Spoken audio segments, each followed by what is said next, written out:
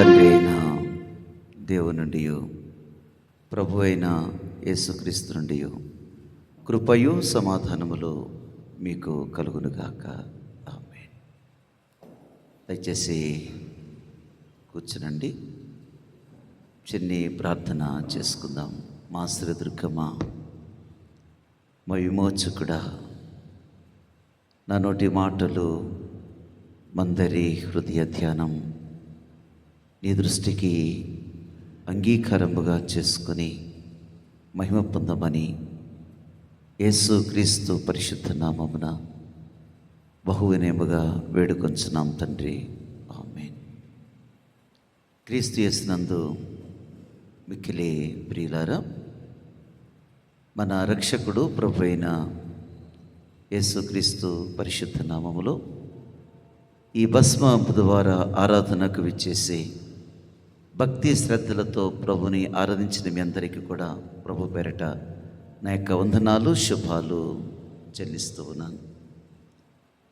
చదువుకున్న యోవేలు గ్రంథం day of repentance.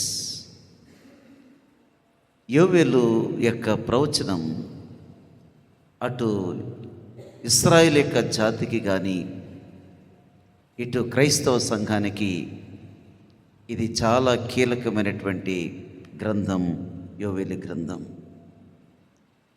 ఇశ్రాయేలు మారు మనసు పొందాలన్నా లేదా ఒక క్రైస్తవుడు మారు మనసు పొందాలన్నా, ఈ ప్రపంచమే మారు మనసు పొందాలన్నా, ఇందులో ఉన్న ప్రిన్సిపల్స్ మనం తీసుకుంటే మన జీవితం ఈ లెంటెన్ సీజన్, ఈ వసంతకాలం తిరిగి మన జీవితం రిజరక్షన్లోనికి దేవుని యొక్క ఆత్మ మనల్ని నడిపిస్తుంది.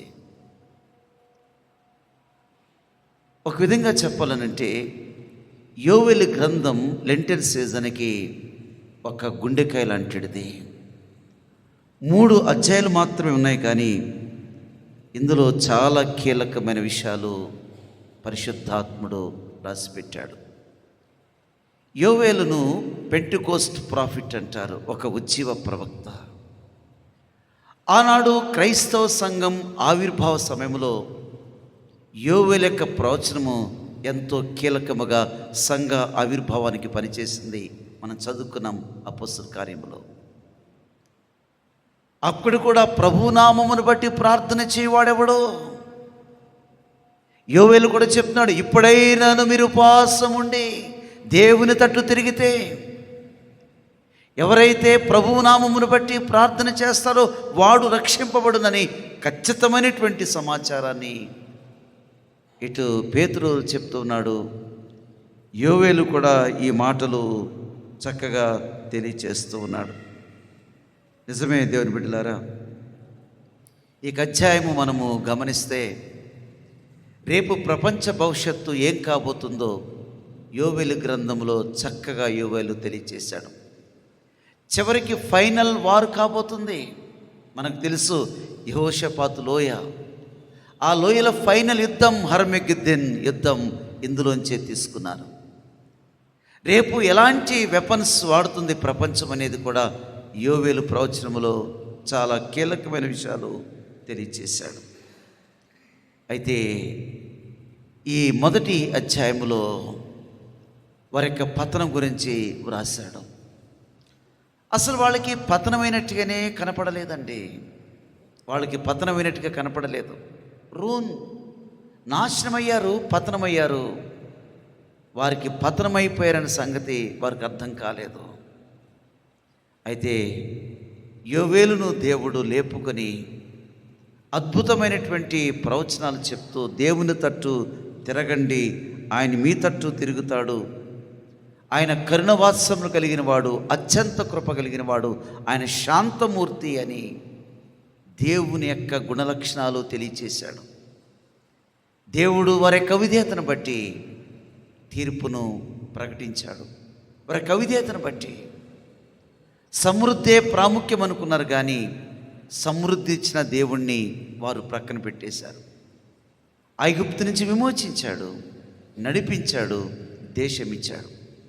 ఇక సమృద్ధే మా జీవితంలో ప్రాముఖ్యం అని అనుకున్నారు, కానీ సమృద్ధి కంటే సమృద్ధినిచ్చినటువంటి దేవుడు ఎంతో కీలకమైన వ్యక్తి అని వారు మర్చిపోయారు. అందుకే ఈ గ్రంథములో మొదటి అధ్యాయంలో రూన్, నాశనం, వినాశనం కనపడుతుంది, పతనం కనపడుతుంది. అయితే రూన్ నుంచి రెండవ అధ్యాయంలో రిజాయిస్ చెప్పాడు, ఆనందించండి, ఆనందించండి. ఈ రూన్, రిజాయిస్ మధ్య రిపెంటెన్స్ ఉంది. ఎప్పుడైతే పతనమైనటువంటి స్థితిలో నుంచి రిజాయిస్లోకి, ఈ లెంటెన్ సీజన్లోకి మనం రావాలనంటే మధ్యలో రిపెంట్ అవ్వాల్సినటువంటి అవసరత నేటి సంఘానికి ఉంది. రిపెంట్ లేకుండా, పశ్చాత్తాపం లేకుండా రిజాయిస్ లేదు, రెస్టోరేషన్ లేదు. మన జీవితంలో దేవుడు కోరుకునేది నిన్ను రిజాయిస్లోకి నడిపించాలి. ఈ 40 days అంతా కూడా, ఈ 40 days అంతా కూడా సిలువ దగ్గర మనం గడపాలి. ఆఫ్టర్ 40 days రిజరక్షన్, పునరుత్థానం. మనం కూడా మన జీవితంలో ఈ 40 రోజులు ప్రభు పాదాల దగ్గర మనం గడిపితే, ఒక్కసారి మన యొక్క ఆధ్యాత్మిక జీవితాన్ని తొంగి చూసుకుంటే మనల్ని కూడా పునరుత్థానంలోకి తీసుకెళ్తాడు. అంటే ఆ మహిమలోనికి మనల్ని తీసుకువెళుతున్నాడనే సత్యాన్ని మనం గమనించాలి. ఈరోజున భస్మ బుధవారము, యాష్ వెనస్డే. సహజంగా రోమన్ కథోలిక్స్ వాళ్ళు చేసే పని, వాళ్ళ దేవాలయాలు చాలా ఈరోజు కిక్కిరిసిపోతూ ఉంటాయి. వేల కొలదిగా, తండోపతండోలుగా దేవాలయంకి వస్తారు. ఆర్సిఎం చర్చెస్కి అసలు ఖాళీ ఉండదు. గడిచిన పామ్ సండే ఏదైతే ఖర్జూరపు మట్టలు, ఈత మట్టలు ఉంటాయో వాటిని భద్రపరిచి కాలుస్తారు. ఈ రోజున చాలా పెద్ద బూడిద తయారు చేస్తారు. ఆ బూడిద చేసినప్పుడు ఫాదర్ వారికి శిలువ గుర్తు వేస్తాడు. ఆ శిలువ గుర్తు కొరకు ప్రతి వాళ్ళు కూడా క్యూ కడతారు ఈ రోజున. ఎందుకంటే బూడిద, బుధవారం బూడిద. ఫాదర్ బూడిదతో శిలువ గుర్తు వేస్తూ, జాగ్రత్త, నీవు బూడిదవి, నువ్వు మన్నే. నీ జీవితంలో పాపాన్ని విడిచిపెట్టకపోతే, రిపెంట్ కాకపోతే నువ్వు మన్నే, కాబట్టి తిరిగి మన్నే చేరిపోతావు. జాగ్రత్త సుమి. మనం ఎంతో గొప్పవాళ్ళు అనుకుంటాం, సమృద్ధి ఉందనుకుంటాం, చాలా వెల్ ఆఫ్ అనుకుంటాం, కానీ ఈ రోజున నువ్వెంతున్నప్పటికీ కూడా నువ్వు మన్నే. ఒకవేళ నీ జీవితంలో రిపెంట్ కాకపోతే, సిలువను నీవు ఆశ్రయించకపోతే, సిలువ దగ్గర నువ్వు పశ్చాత్తాపపడకపోతే నువ్వు మన్నే. కాబట్టి నువ్వు తిరిగి మన్నైనది తిరిగి వెనకటి వలె మన్నుకు చేరునని ప్రసంగి చెప్పినట్టుగా, అలాంటి స్థితి లేకోకుండా, మనం మన్ను కాకోకుండా మనకు పరలోక రాజ్యం ఇవ్వడానికి, మనకు నిత్య జీవం ఇవ్వటానికి, మనకు జీవం ఇవ్వటానికి మన ప్రభుని యేసుక్రీస్తు కలవరి శిలువలో చేసిన ఆ యొక్క త్యాగము, ఆ యొక్క శ్రమలు, ఆ యొక్క నిందలు, ఆ యొక్క అవమానాన్ని జ్ఞాపకం చేసుకొని, ఏ విధంగా మన్నుకున్న మనలను ప్రభుని యేసుక్రీస్తు ద్వారా ఎలాంటి నిత్య జీవాన్ని, పరలోకాన్నిచ్చాడో జ్ఞాపకం చేసుకొని మన ఆత్మీయ జీవితాలను బాగు చేసుకుంటే అది ఎంతో దీవెనకరమని నేను మీకు జ్ఞాపకం చేస్తూ ఉన్నాను. ఇక్కడ యోబేలు గ్రంథము మొదటి అధ్యాయము మనము తెరిచి చూసినట్లయితే వారి యొక్క రూన్, వారి యొక్క నాశనము, వారి యొక్క పతనము ఎలాగైపోయిందో తెలియచేస్తున్నాడు. నేను ఈ మాట చదువుతున్నాను. యోబేలు గ్రంథం మొదటి అధ్యాయము 4వ వచనం. గొంగళి పురుగులు విడిచిన దానిని మిడతలు తినివేసినవి, మిడతలు విడిచిన దానిని పసర పురుగులు తినివేసినవి, పసర పురుగులు విడిచిన దానిని చీడ పురుగులు తినివేసినవి. గమనించారా? ఈ మిడతలు, పసర పురుగులు, చీడ పురుగులు, గొంగళి పురుగులు ఎక్కడి నుంచి వచ్చాయి? అందులో నుంచే పుట్టుకొస్తాయి. ఈ పసర పురుగు బయట నుంచి రాదు, ఆ చెట్టులోంచే పుట్టుకొస్తుంది. పుట్టుకొచ్చి ఆ చెట్టును పూర్తిగా తినివేస్తుంది ఈ పురుగులని. నేడు మన యొక్క ఆత్మీయ జీవితం చెడిపోవడానికి మనలో ఉన్న పాపమే, మనలో ఉన్నటువంటి అపవిత్రతనే, మనలో ఏమి ప్రవేశించిందో దాన్ని జాగ్రత్తగా మనము అధ్యయనం చేసుకోవాలి.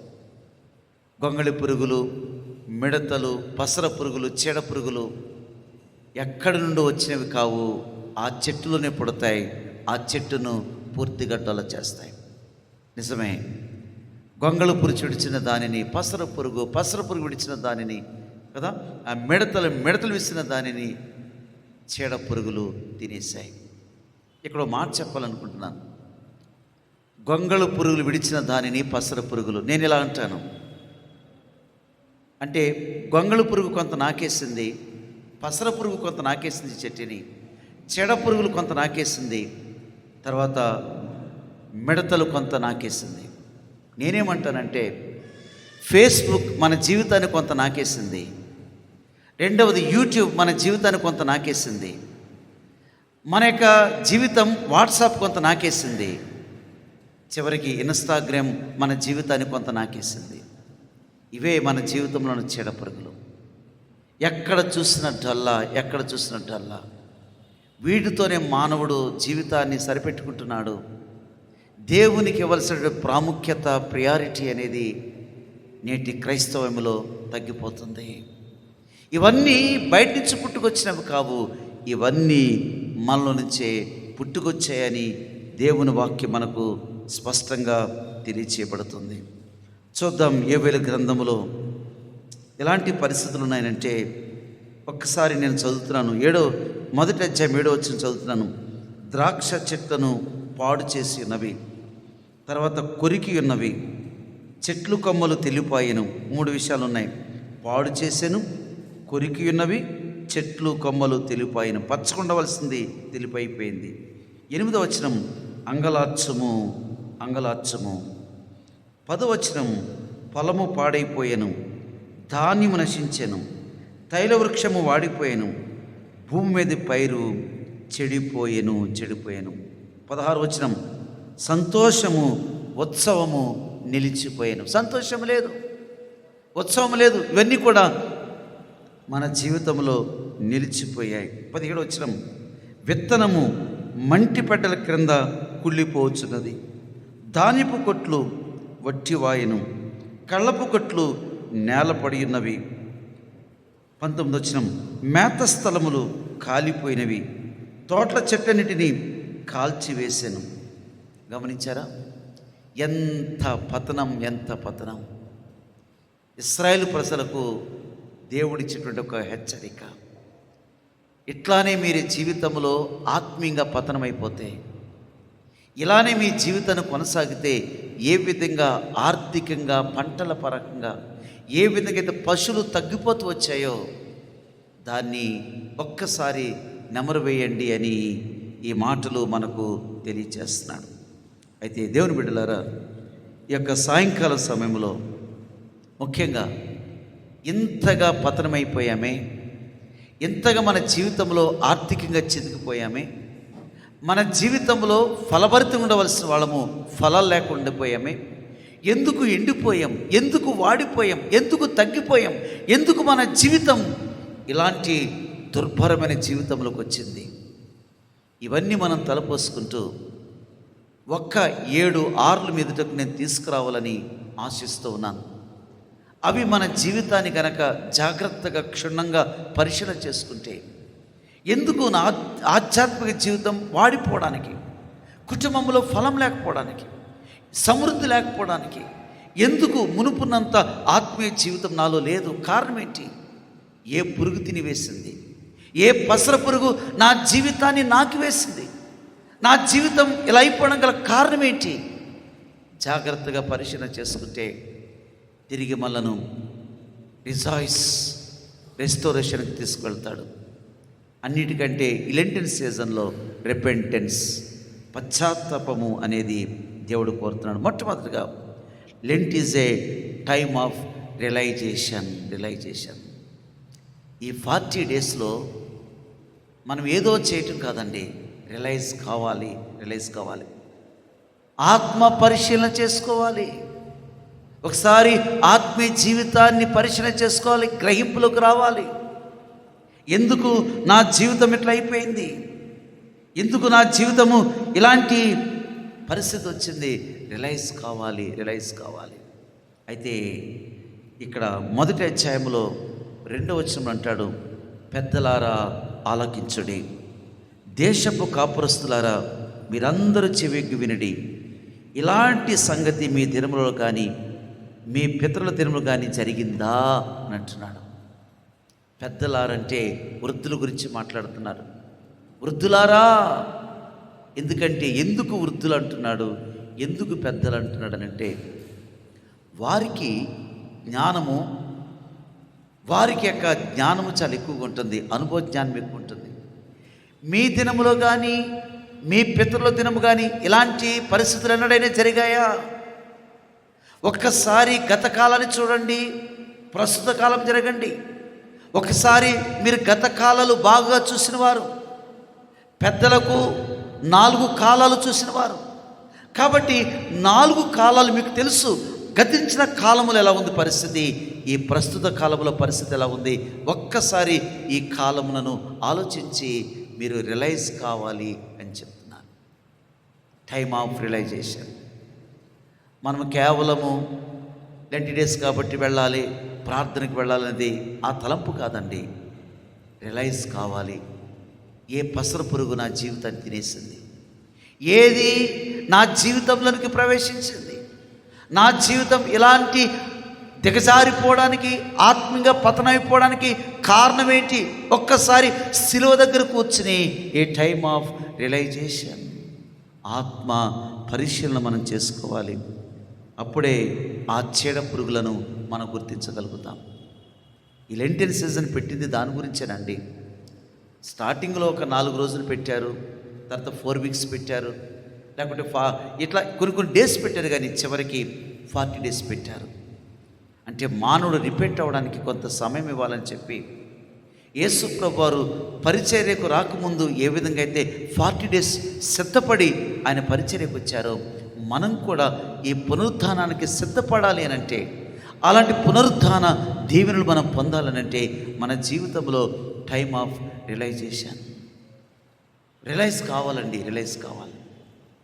కాకపోతే మన జీవితంలో మనకు తెలియకుండానే ఏదొక పురుగు, 4 పురుగులు చెప్పాము, ఏదొక పురుగు మనకి జీవితాన్ని తినివేస్తుంది. రియలైజ్ కావాలి. అదే ఈ మాటలు జ్ఞాపకం చేస్తూ ఉన్నాడు. రెండవది, lent is a time of review. Time of review, తిరిగి చూసుకోవటం. ఒకసారి మన జీవితం ఒక్కసారి రివ్యూ చేసుకోవాలి. ఎక్కడ నా జీవితంలో పొరపాటు జరిగింది, ఎక్కడ పొరపాటు జరిగింది అది గుర్తించాలి. Time of review. గడిచిన కాలములో నేను ఆత్మీయంగా బాగున్నాను, గడిచిన కాలంలో ఆర్థికంగా బాగున్నాను, గడిచిన కాలంలో ఎంతో మహిమకరంగా ఉన్నాను, ఈ కాలంలో ఎందుకు చెడిపోయాను గల కారణం ఈ టైమ్ ఆఫ్ రివ్యూ. ఒక్కసారి వెనకకు చూడాలి. అందుకే మోషే మోయాబు ప్రాంతములో 2వ తరం ఇశ్రాయేల్ ప్రజలను సమకూర్చి ద్వితీయోపదేశ కాండం అంటే 2వసారి ఉపదేశించుట రివ్యూ ఇచ్చాడు. జాగ్రత్త, మీ పితరులు ఎందుకు రాలిపోయారు, ఎందుకు లక్షల మంది పితరులు చనిపోయారు, వారు మన్నా తినగానే ఎందుకు చనిపోయారు అని వాళ్ళని ఒక్కసారి రివ్యూలో చేస్తూ ఉన్నాడు అనమాట. నిజమే, పిల్లలకి ఎగ్జామ్ జరిగేటప్పుడు ఏ విధంగా అయితే రివ్యూ చేసుకుంటామో అదేవిధంగా మన జీవితాన్ని ఒక్కసారి రివ్యూ చేసుకుంటేనే మన ఆత్మీయ జీవితంలో ముందుకు సాగగలుగుతాం. ఏ పాపం నన్ను పడవేసింది, ఏ బలహీనత నన్ను పడవేసింది, ఏ పాపం నన్ను ముట్టింది, ఇదంతా కూడా మన జీవితంలో రివ్యూ అనేది చాలా విశేషమైనది. నిజమే, దేవునితో నా సంబంధం ఎలా ఉంది, నా కుటుంబంతో సంబంధం ఎలా ఉంది, నా పొరుగు వారితో సంబంధం ఎలా ఉంది, నా స్నేహితులతో నా సంబంధం ఎలా ఉంది, సంబంధాలు సరిగా ఉన్నాయా, కుటుంబంతో సంబంధాలు, దేవునితో సంబంధాలు, పొరుగు వారితో సంబంధాలు, స్నేహితులతో సంబంధాలు, మన సంబంధాలను మెరుగుపరుచుకునే కాలం ఇది. ఏ టైమ్ ఆఫ్ రివ్యూ. ఒక్కసారి మన వెనక్కి తీసుకున్నప్పుడే, వెనకకు తొంగి చూసుకున్నప్పుడే మన జీవితం మనకు అర్థమవుతుంది. ఎక్కడ పొరపాటు జరుగుతుందో మనకు అర్థమవుతుంది. లౌదీక సంఘం నేను బాగున్నాను అని అనుకున్నారు. లౌదీక సంఘం ఎందుకనంటే లాస్ట్ సంఘాలు చివరి సంఘము లౌకిక సంఘం. నేను ధనవంతుడిని, డబ్బు ఉంది, బంగారం ఉంది, వాళ్ళు చాలా బాగున్నాం అనుకున్నారు. కానీ ప్రభు చెప్పాడు, నువ్వు దరిద్రుడవు, దిక్కుమాలినవు, నువ్వు గుడ్డివాడవు, నువ్వు వస్త్రహీనుడవు, నీ జీవితం వెచ్చగా లేదు, చల్లగా లేదు, నువ్వెచ్చని జీవితం. అందుకే అంటున్నాడు ఎఫెసీ సంఘముతో, ఏ స్థితిలో నీవు పడిపోతావో జ్ఞాపకం చేసుకొనుము. ఎక్కడ పడిపోతావో ఒక్కసారి రివ్యూ చేసుకో. ఎక్కడ పొరపాటు జరిగిందో ఒక్కసారి రివ్యూ చేసుకో. A time of review, a time of review. Calvary శిలువ మనకు చేసేది అదేనండి. మనం రిజరక్షన్లోకి వెళ్ళాలి అనంటే, ఆ గ్లోరియస్ పునరుద్ధానం మనం చూడాలనంటే, a time of realization, a time of review. మూడవది 12వ వచనం అంటాడు, ఏమంటున్నాడనంటే, ఇప్పుడైనా మీరు ఉపవాసం ఉండి కన్నీరు విడిచుచు దుఃఖించుచు. Lent is a time of remorse. దుఃఖించుచు. రిమోర్స్ అంటే తీవ్రమైన దుఃఖం అండి, తీవ్రమైన దుఃఖం. సహజంగా మనం ఎమోషనల్గా ఏడుస్తూ ఉంటాం, ఎమోషనల్గా. ఇక్కడ అలా ఉంటుంది. రిమోర్స్ తీవ్రమైన లోతైనటువంటి పశ్చాత్తాపం. ఎలా కన్నీరు కార్చాలంటే, ఎలా దుఃఖపడాలంటే ఇక్కడ చెప్తున్నాడు. 8వ వచనం, మొదట అధ్యాయం 8వ వచనం, పెనిమిటిపోయిన యవనురాలు గోనె పట్ట కట్టుకుని అంగలార్చినట్లు నీవు అంగలార్చము. ఇక్కడ మాట చెప్తున్నాను అండి, ఈ వచనం మీకు అర్థం చెప్తున్నాను. ఒక అమ్మాయికి ఎంగేజ్మెంట్ అయింది. సహజంగా అమ్మాయిలకి ఎంగేజ్మెంట్ అయితే వాళ్ళు చాలా సంతోషంగా ఉంటారు. ఇక వాళ్ళ యొక్క ఆనందము ఇంతంత కాదు, పట్టరానిది, చాలా హ్యాపీగా ఉంటారు. ముఖ్యంగా అమ్మాయిలు, యవనస్తులు. 1 వీక్కి మ్యారేజ్ అవుతుంది, ఇంకా సంతోషంగా ఉంటారు. గేమి కొనుక్కోవాలి, ఎలాంటి వేలు కొనుక్కోవాలి, ఎలాంటి టాయిలెట్ సామాన్ కొనుక్కోవాలి, బ్రైడల్స్ ఎట్లా మార్చి అట్లా చేసుకోవాలి, ఇంకా పూర్తిగా వాళ్ళు ఇన్వాల్వ్ అయిపోతారు. అయితే ఇక్కడ యోవేలు ఏం చెప్పింది తెలుసా? మ్యారేజ్ 3 days ఉంది. మ్యారేజ్ 3 days ఉందనగా ఏ విధంగా అయితే పెండ్లు కుమారుడు చనిపోతాడో, పెండ్లు కుమారుడు చనిపోయినప్పుడు ఆ యవనురాలు భయంకరంగా అంగలారుస్తుంది. ఆమె అంగలార్పు ఇంతంత కాదు, చాలా యవనురాలు చాలా పోగొట్టుకున్న భర్త గురించి అంగలారుస్తుంది. ఓ విశ్వాసి, ఓ యూదుడా, ఓ క్రైస్తవుడా, నీ పాపమును బట్టి, నీ పొరపాటును బట్టి, ది టైమ్ ఆఫ్ రిమోర్స్. నువ్వు తీవ్రమైన దుఃఖం కావాలి, తీవ్రమైన పశ్చాత్తాపం కావాలి, కన్నీరు కారాలి, కన్నీరు కార్చాలి. ఈ 40 days మన జీవితంలో లోతైన దుఃఖముతో కన్నీరు కార్చినప్పుడే మన జీవితంలో రెస్టరేషన్లోకి వెళతాం, రిజాయిస్లోకి వెళతామని దేవుని వాక్యం మనకు జ్ఞాపకం చేస్తుంది. నిజమే దేవుని బిడ్డలారా, నేటి కాలంలో కన్నీరు లేదండి, కన్నీరు లేదు. కన్నీరు విడిచిన దాఖలు ఇప్పుడు మనకు కనపడలేదు. మన జీవితంలో ఫలింపులకు వెళ్ళాలంటే, ఉన్నతమైన స్థితిలోకి మనం రావాలంటే, పొరపాటును గ్రహించి మనం అర్థం చేసుకొని ఏది నా జీవితంలోకి ప్రవేశించిందో దాన్ని దుఃఖపడాలి.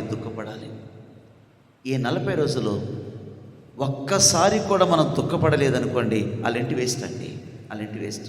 చేసినా చేయకపోయిన వేస్టే. మీరు గుడికి వెళ్ళినా గుడికి వెళ్ళకపోయిన వేస్టే. అసలు దుఃఖం కలగకపోతే, పశ్చాత్తాపడకపోతే, కన్నీరు రాకపోతే, ఈ 40 daysలో 1 day అయినా మన జీవితంలో కన్నీరు రాకపోతే, ఇలాంటి లెంటెన్ సీజన్స్ ఎందుకు వెళ్ళినా, ఎంత చేసినా, దానివల్ల మన యొక్క ఆధ్యాత్మిక జీవితానికి, మన కుటుంబానికి ఏ మాత్రం కూడా దేవుని ఉండదని దేవుని వాక్యం మనకు జ్ఞాపకం చేస్తుంది. నిజమే, దైవికమైన కన్నీరు. దేవుడు కన్నీరు కార్చలేదా? ఆయన సింహాసనం పోయినందుకు కాదు, సింహాసనం మీద కూర్చున్నాడు. దేవుడు హెచ్చరిక పంపించాడు. తన తల జలమైపోయింది. కన్నీళ్లతో తన పడకను ప్రభు పాదాల దగ్గరకు కొట్టుకుని వచ్చాడు. అతను కింగ్, అతను ఇంకా రాజుగా ఉన్నాడు. అలాంటి పరిస్థితులలో చేసిన తప్పును దేవుడు గద్దించినప్పుడు, నా కన్నీళ్లతో నా పరుపును తేల చేశానన్నాడు. అందుకే కదా దేవుడు తన్ని రిస్టోర్ చేశాడు. అంత లోతైనటువంటి పశ్చాత్తాపం బట్టే కదా దేవుడు తిరిగి మంది యథాస్థానాన్ని దేవుడికి ఇచ్చాడు. లోతైనటువంటి పశ్చాత్తాపం, లోతైన దుఃఖం. హిజ్కియా, నువ్వు కన్నీరు విడిచుట చూచితిని, నువ్వు కన్నీరు విడిచుట చూచితిని. ఈ 40 డేస్లో దేవుడు మన కొరకు సాక్ష్యం చెప్పగలడా? నువ్వు కన్నీరు విడిచుట నేను చూచితిని.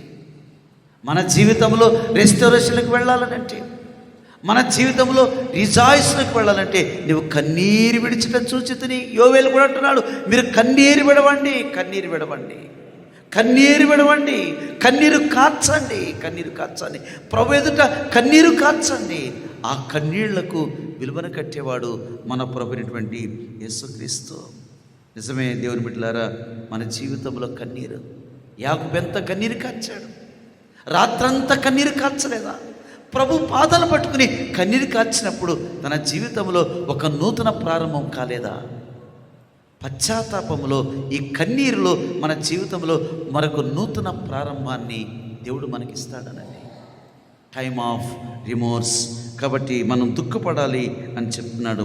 13వ వచనంలో అంటాడు, యోవేలు గ్రంథం 13వ అధ్యాయం ఏమంటాడంటే, మీరు వస్త్రాలు కాక మీ హృదయములను చింపుకొని ఆయన తట్టు తిరుగుడి. Lent is a time of rent. Time of rent. వస్త్రములు కాక హృదయాలను చింపుకోండి. నేటి లెంట్ అనగానే ఏం చేస్తాం? వస్త్రాలు చింపడం కాదు, నలిగిపోయిన వస్త్రాలు వేసుకోవటం కాదు. ఇన్వార్డ్ మన చాలా ప్రాముఖ్యం, అవుట్వార్డ్ కాదు. ఇక్కడ మీ వస్త్రాలు కాక హృదయాలను పగలగొట్టండి, హృదయాలను చింపండి. హృదయం అన్నిటికంటే మోసకరమైనది, హృదయం ఎంతో వ్యాధి కలది. దాన్ని గుర్తించండి. ఏ టైమ్ ఆఫ్ రెంట్. మీరు పశ్చాత్తాపడటం మాత్రమే కాదు, హృదయాన్ని బాగు చేసుకోవాలి, హృదయాన్ని బాగు చేసుకోవాలి. ఎందుకంటే హృదయం అన్నిటికంటే మోసకరమైనది, హృదయం అన్నిటికంటే వ్యాధి కలది. హృదయాన్ని పగలగొట్టండి. హృదయంలో ఏ పాపాన్ని దాచాం, మన హృదయం పాడైపోయిందా లేదా అని గుర్తించి హృదయాన్ని పగలగొట్టాలి అని దేవుని వాక్యం మనకు జ్ఞాపకం చేస్తుంది. నిజమే, ఒకవేళ మన హృదయంలో గర్వమున్నదేమో, బ్రేకింగ్ ప్రైడ్. మన జీవితంలో దాగి ఉన్న ఏ గర్వం ఉన్నదో దాన్ని బ్రేక్ చేయాలి. ఈ సంవత్సరం, ఈ లెంటెన్ సీజన్లో మనం బ్రేక్ చేయాలి. Breaking pride. కొన్నిసార్లు మన జీవితంలో తెలియకుండా ఒక అతిశయం, ఒక ప్రైడ్ మన జీవితంలో ఉన్నదేమో. అదే యోవేలు చెప్తున్నాడు, అవుట్వర్డ్ వస్త్రాలు కాదు, ఈటరీ కాదు, తినే ఆహార పదార్థాలు కాదు. ఈ అవుట్వర్డ్ సంబంధించినది దేవుడు కోరుకోవటం లేదు. వస్త్రాలు కాదు, హృదయాన్ని చింపండి అని అంటున్నాడు. దేవుని బిడ్డలారా, ఏ టైమ్ ఆఫ్ రెంట్. మన హృదయం ఎలా ఉంది దేవుని ఎదుట? మన హృదయం దేవుని ఎదుట అంగీకారంగా ఉందా? గారడి సీమోనుతో పేతురు అన్నాడు, నీ హృదయము దేవుని ఎదుట సరైనది కాదు. అందుకనే పరిశుద్ధాత్మలు నీకు పాలు పంపులు లేవు. దేవుని ఎదుట నువ్వు రక్షింపబడ్డా, బాప్తిసం పొందుకున్నావు, కానీ నీ హృదయము సరైనది కాదు అని చెప్తున్నాడు. ఎంత విచారం అండి! సీమోను బాప్తిసం పొందుకున్నాడు. ఆయన సమరయలో అనేక మందితో, శిష్యులతో తిరుగుతున్నాడు, ఫిలిప్తో తిరుగుతున్నాడు, కానీ నీ హృదయము దేవుని ఎదుట సరైనదిగా కనపడలేదు. బయటికి మనం బాగా కనపడుతున్నాం, కానీ దేవుని ఎదుట మన హృదయము సరైనదిగా కనపడలేదు. ఈ లెంటెన్ సీజన్లో దేవుడు కనపడాలి, మనం సరిగా కనపడాలంటే మన హృదయము బాగు చేసుకోవాలి. అందుకనే దావీదు క్షమ మాత్రమే కాదు కదా, నా హృదయాన్ని పరిశీలించుకుని ఆయన, దేవా నా యందు శుద్ధ హృదయము కలగచేయము. 50వ కీర్తనలో, దేవా నా యందు శుద్ధ హృదయము కావాలి. నా హృదయం సరిలేదు, నాకు దేవా నా అంతరంగంలో నూతనమైనటువంటి మనసు కావాలి, శుద్ధ హృదయము కావాలి. ఏ టైమ్ ఆఫ్ రెంట్. అందుకే కదా ఆయన క్షమాపణ మాత్రమే కోరుకోలేదు దావీదు, క్షమాపణతో పాటు కూడా నాకు శుద్ధ హృదయం కావాలి, పవిత్రమైన హృదయం కావాలి అని దావీదు కోరుకున్నాడు. ఏ టైమ్ ఆఫ్ రెంట్. మన జీవితంలో కూడా మనం హృదయాన్ని సరి చేసుకుందాం. హృదయాన్ని సరి చేసుకున్నప్పుడే మన జీవితంలో ముందుకు సాగగలుగుతాం. పరిసయుడు సుంకరి దేవాలయం దగ్గరికి వచ్చాడు. వచ్చినప్పుడు ఈ పరిసయుడు తాను చాలా పొగుడుకుంటున్నాడు, తాను హెచ్చించుకుంటున్నాడు. కానీ సుంకరి దేవాలయములో దేవుని తట్టు చూడటానికి కూడా ధైర్యము చాలక తన గుండెలు బాదుకుంటున్నాడు. దేవుని తట్టు చూడటానికి సుంకరికి ధైర్యం చాలక తన గుండెలను బాదుకుంటున్నాడు. అయ్యో దేవా, ఈ పాపిని నన్ను కరుణించుమని ఆ గుండెలు బాదుకుంటున్నాడు, గుండెలు కొట్టుకుంటున్నాడు. ఎందుకంటే అతని గుండె సరైనది కాదు, తన హృదయం సరైనది కాదు. దేవుడు పరిసయ్యుని యొక్క గుండెను చూశాడు, సుంకరి గుండె చూశాడు. సుంకరి ఎప్పుడైతే గుండెలు బాదుకున్నాడో ఇతడు నిజముగా నీతిమంతుడని చెప్పి నీతిమంతుడిగా తీర్చి అతన్ని పంపించాడని యేసు ప్రభువారు ఆ మాటలు తెలియజేస్తున్నారు. ఈ 40 డేస్ ఎలా ఉంది మన హృదయం? మన హృదయాన్ని బట్టి మనకు ఆశీర్వాదం అండి. మన హృదయాన్ని బట్టి వెంటనే ఇతడు నీతిమంతుడని చెప్పి ప్రభు తీర్చి పంపించాడు. A time of rent. చూద్దాం 5వది, ఇప్పుడైనా తిరిగి lent is a time of return. Time of return, తిరిగే కాలం ఇది. దేవుడు మంచి అవకాశం ఇచ్చాడు. ఈ లెంటెన్ సీజన్లో మనం ఉన్నామనంటే, ఈ లెంటెన్ సీజన్లో ఆరాధనలో ఉన్నామనంటే మరొకసారి దేవుని తట్టు తిరిగే ఆ కృపను దేవుడు మనకిచ్చాడు. చాలామందికి ఈ లెంటెన్ సీజన్ చూడలేకపోయారు. చాలామంది లెంటెన్ సీజన్ని ఆచరించలేకపోతున్నారు. ఈ లెంటెన్ సీజన్కి నిన్ను నన్ను తీసుకొచ్చాడంటే ఈ టైమ్ ఆఫ్ రిటర్న్. దేవుని తట్టు తిరగండి, దేవుని తట్టు తిరగండి, దేవుని తట్టు తిరగండి, దేవుని వాక్యం వైపు తిరగండి, దేవుని సన్నిధి వైపు తిరగండి. మీరు తిరిగితే మీకు ఆశీర్వాదం. మీరు నా తట్టు తిరిగితే నేను మీ తట్టు తిరుగుతానని చెప్తున్నాడు. ఏ టైమ్ ఆఫ్ రిటర్న్. మనం తిరుగుతున్నామా? లోకము నుంచి, పాపము నుంచి, వ్యసనాల నుంచి మనం తిరగాలి. ఎంత తిరిగితే మన జీవితంలో అంత రెస్టోరేషన్కి వెళతామని దేవుని వాక్యం మనకు జ్ఞాపకం చేస్తూ ఉంది. తిరిగి వస్తే ఏమొస్తాడు? క్రొత్త ప్రారంభిస్తాడండి. Time of return. తిరిగితే ఏమొస్తాడంటే క్రొత్త ప్రారంభిస్తాడు.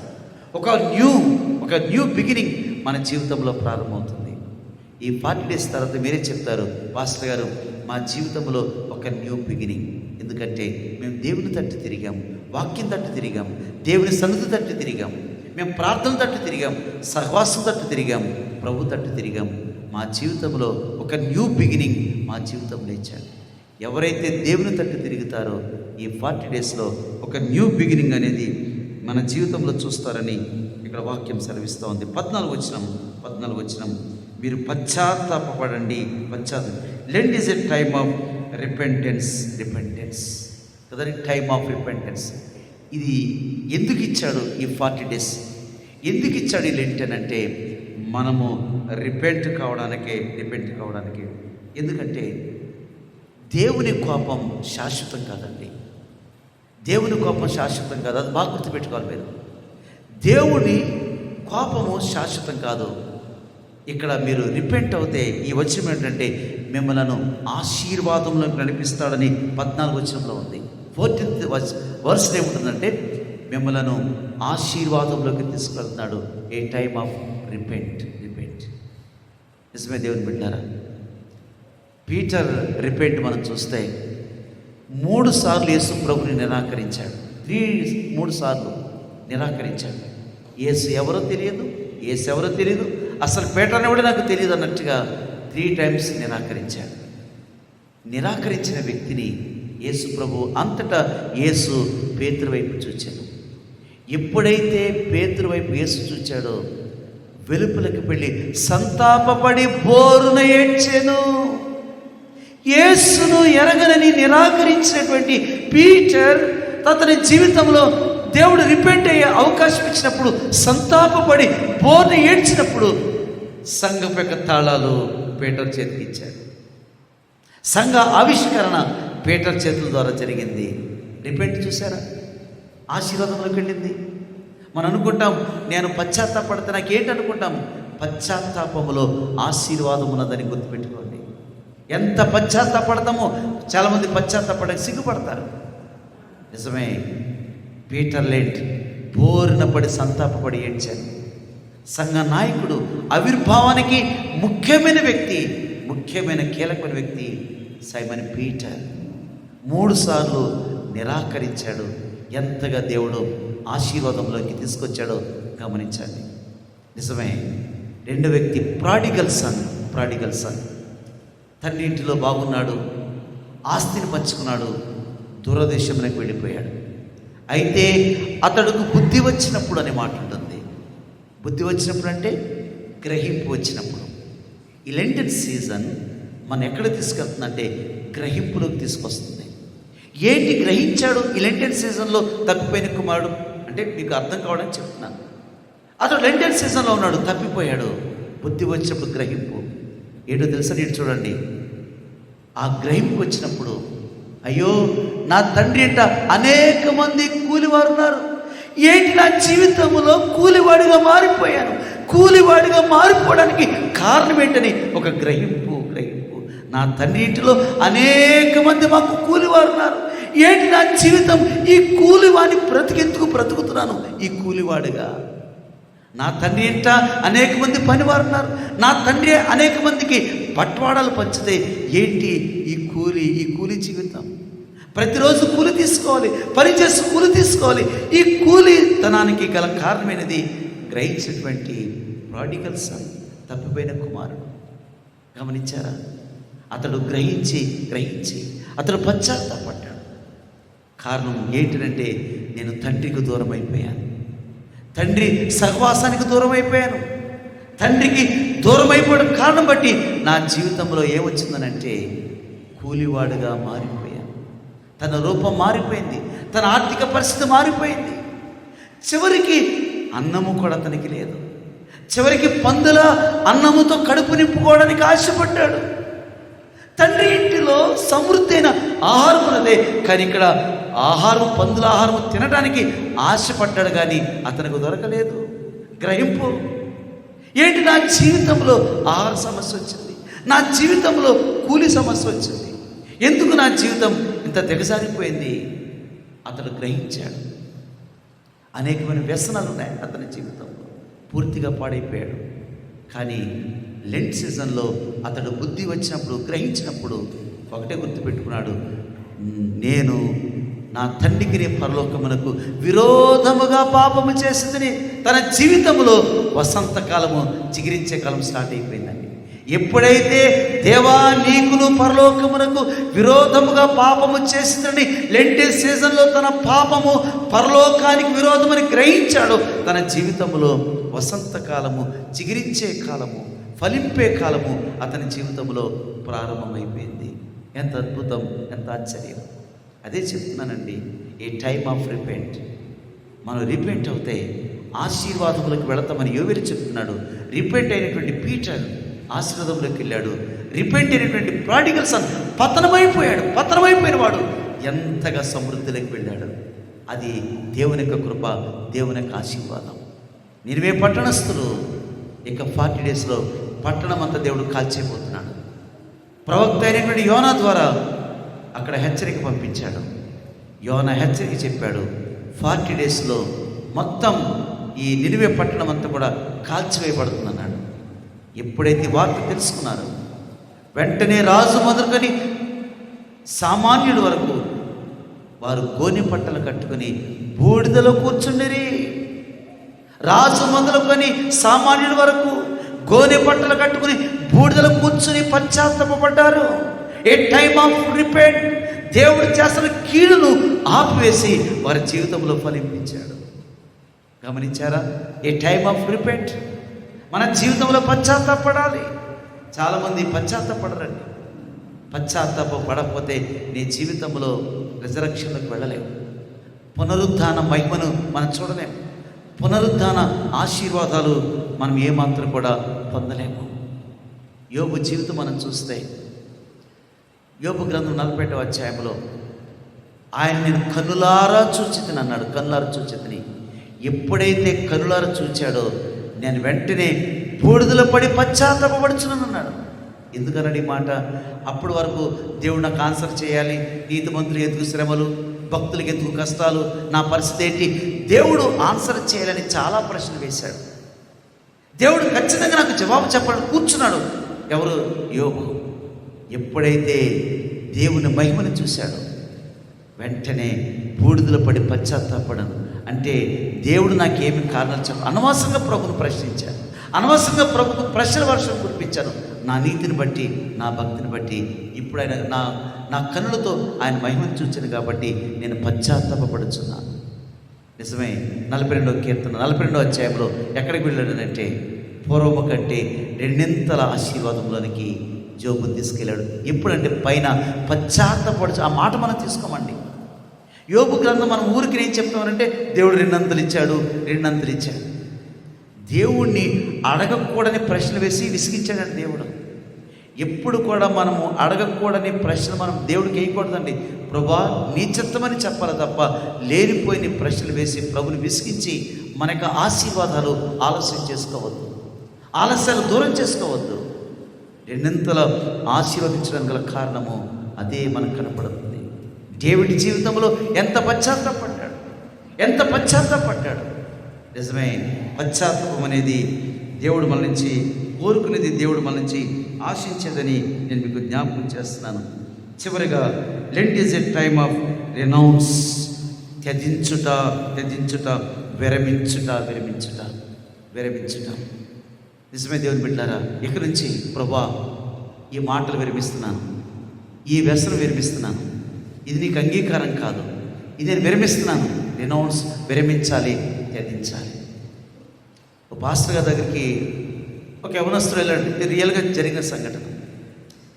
ఏంటి పాస్టర్ గారు నాలో ప్రాబ్లం ఏంటి, నా ప్రాబ్లం అంటే ఆయన అన్నాడంట, నువ్వు రోజు ఒక్క తింటా, ఆ ఒక్క నీకు సమస్య కూర్చుందని చెప్పాడంట.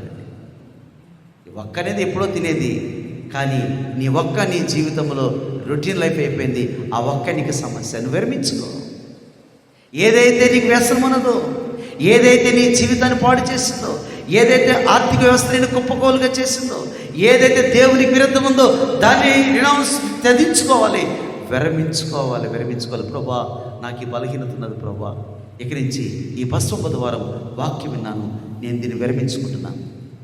ఎప్పుడైతే నువ్వు విరమించుకుంటావో మన జీవితంలో 2వ అధ్యాయం ఎక్కడికి వెళ్తుందంటే ఆశీర్వాదంలోకి వెళుతుంది అని చెప్తున్నాడు. మనం విరమించుకుంటే మన జీవితంలో దేవుడు గొప్ప కార్యాలు చేస్తాడు. ఒకసారి అందరూ బైబిల్ ఓపెన్ చేసి చూడండి. మనం విరమించుకుంటే వచ్చే బ్లెస్సింగ్ చూడండి. 2వ అధ్యాయము 21వ వచనం అందరూ కలిసి చదువుదామండి, ఎందుకంటే మనం బ్లెస్సింగ్లోకి వెళ్ళబోతున్నాం. అందరూ కలిసి చూడండి. పేజ్ నెంబర్ 753, 753వ పేజీ.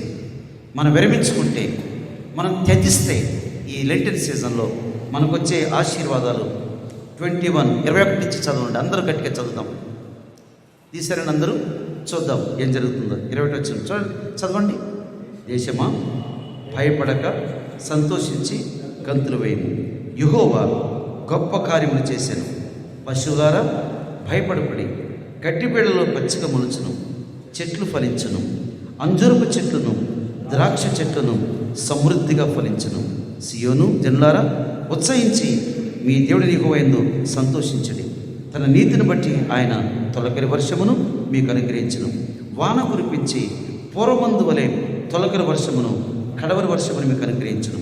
కొట్లు ధాన్యముతో నిండును, క్రొత్త ద్రాక్షరసమును, క్రొత్త తైలమును గానుగలకు పైగా పొర్లి పారును. మీరు కడుపార తిని తృప్తి పొంది మీ కొరకు వింత కార్యములు జరిగించిన మీ దేవుడి యెహోవా నామమును స్తుతించినట్లు నేను పంపిన మిడతలను, గొంగళి పురుగులను, పసర పురుగులను, చీడ పురుగులను అను నా మహాసైన్యము తినివేసిన సంవత్సరముల పంటను మీకు మరలా ఇత్తును. దేవునికి స్తోత్రం.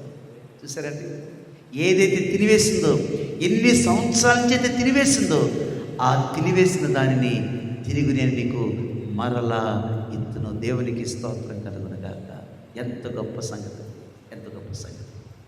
మన జీవితంలో రిపెంటెన్స్ ఉంటే వింత కార్యం జరుగుతాయి, గొప్ప కార్యం జరుగుతాయి. గానుగలు పైగా పొర్లి ప్రవహిస్తాయని యోబులు చెప్తున్నాడు. మొదటి అధ్యాయంలో నాశనం చెప్పాడు, ఏదైతే పంట నాశనమైపోయిందో చెప్పాడు. ఇప్పుడు ప్రభు వైపు తిరిగితే, దేవుని తట్టు తిరిగితే, దేవుని దగ్గర మన యొక్క వ్యసనాలను ఒప్పుకొని విడిచిపెడితే మన జీవితంలో వింతైన కార్యములు ఏదైతే పోగొట్టుకున్నామో ఆ పోగొట్టుకున్నవన్నీ కూడా దేవుడు మనకు తిరిగిస్తాడు.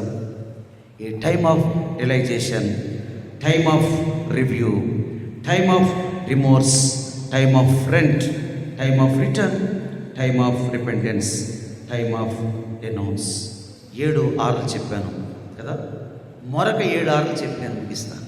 ఇప్పుడు 7 ఆర్లు చెప్పాను, ఇంకొక 7 అవర్స్ ఓన్లీ 5 minutes ఉంటాయి. చూద్దాం. తిరిగితే రిటర్న్, తిరిగితే ఆశీర్వాదం మొదలవుతుంది. ఫస్ట్ రిటర్న్, తిరిగితే ఆశీర్వాదం మొదలవుతుంది. రెండవది రిమూవ్ ఫియర్. నువ్వు భయపడద్దు. నా పరిస్థితి ఏంటి, రేపు నాకు డబ్బు కావాలి, నా పరిస్థితి ఏంటి, నా అప్పులు ఉన్నాయి, నా పరిస్థితి ఏంటి. దేవుడు ఏదైతే ఫియర్స్ ఉన్నాయో ఈ సంవత్సరం ఈ లేటెస్ట్ సీజన్లో రిమూవ్ ఫియర్. భయాలు ఉన్నాయి, ఎన్నెన్నో భయాలు ఉన్నాయి. కుటుంబాన్ని గురించి భయాలు ఉన్నాయి, పిల్లల గురించి భయాలు ఉన్నాయి, ఆర్థికపరమైన భయాలు ఉన్నాయి. Remove fear. దేవుడు నీ భయాలన్నీ కూడా తీసివేసి నీకు ధైర్యం ఇస్తాడు. మూడవది రెయిన్. నీ కొరకు వర్షాలు కురిపిస్తాడు, ఎందుకంటే సమృద్ధి ఇవ్వడానికి.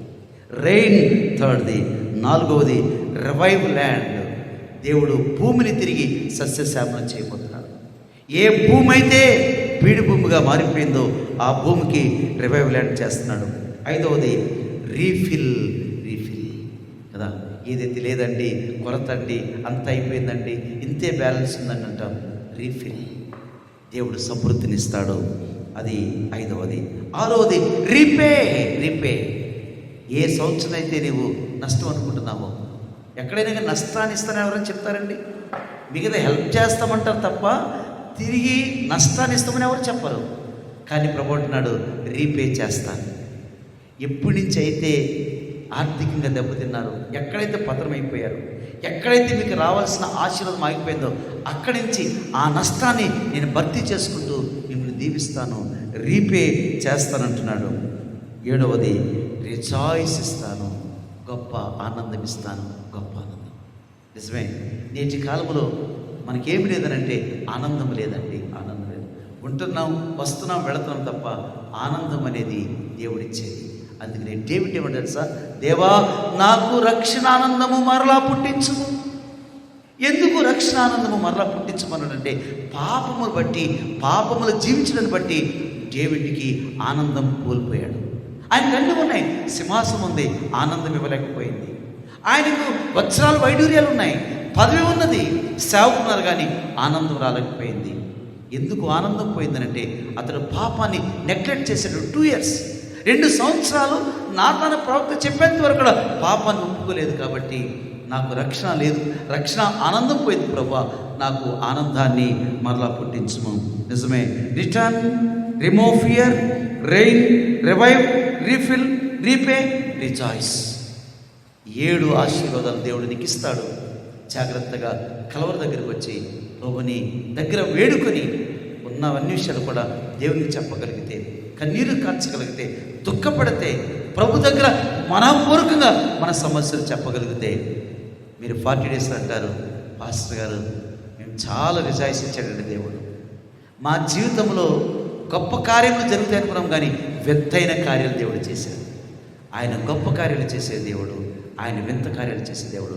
ఈ లోకంలో ఏ వ్యక్తి కూడా, పతనమైన వ్యక్తి జీవితంలో వింత కార్యాలు జరగవు, గొప్ప కార్యాలు జరగవు. ఒక పతనమైన వ్యక్తి పట్ల దేవుడిచ్చే వాగ్దానం నీ పట్ల వింత కార్యము, గొప్ప కార్యము. అయితే దేవుని తట్టు తిరగండి, దేవుడు మీ పట్ల వింతైన కార్యాలు చేస్తాడు.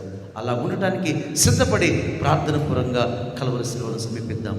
పరిశుద్ధాత్మ దేవుడు అట్టి సహాయము మనకు సమృద్ధిగా అనుగ్రహించునుగాక. సమస్త జ్ఞానములకు మించిన మన తండ్రి సమాధానం యేసుక్రీస్తు వల్ల మీ హృదయములకు, మీ తలంపులకు కావలి ఉండునుగాక. Yeah.